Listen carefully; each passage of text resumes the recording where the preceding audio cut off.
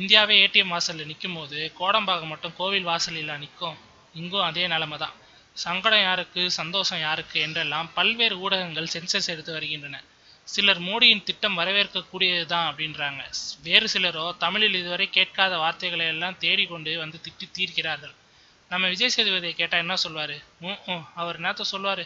அவர் போட்ட பிளான் ஒன்று, அது அப்படியே தலைகீழாக மாறிட்டு தான் ரொம்ப கொடுமை. தன்னை நாடி பணப்பெட்டியோடு வந்த சில தயாரிப்பாளர்களிடம் 2018 வரைக்கும் நம்ம கால் ஷீட் ஃபுல்லு என்று சொல்லி வந்தார். நிஜமும் அதுதான். ஆனால் சமீப காலமாக அவருக்கு அட்வான்ஸ் கொடுத்து கால் ஷீட் தேதியை நிரப்பி வந்த தயாரிப்பாளர்களில் சிலர் சொல்லி வைத்த மாதிரி ஒரு கஷ்டத்தை பங்கு வச்சாங்களாம். இப்போ படம் எடுக்கிற சூழ்நிலை இல்லை, அதனால நீங்கள் கொடுத்த கால் ஷீட் தேதியை அப்புறமா கொடுங்க, இப்போ வேணாம் என்பது அந்த சமாளிஃபிகேஷன். இப்படி சொல்லியே 2070 வெற்றிடமாக்கிட்டாங்களாம். வரிசை கட்டியது போல கால் ஷீட் கொடுத்திருந்த விஜய் சேதுபதி இப்போது சிலருக்கு ஃபோன் பண்ணி நடுவுலே கால் ஷீட் இருக்கு, ஆரம்பிச்சிடலாமா என்கிறாராம். வேடனுக்கு தேவை வில்லு, விலங்குக்கு தேவை உடு ஜூட்டு.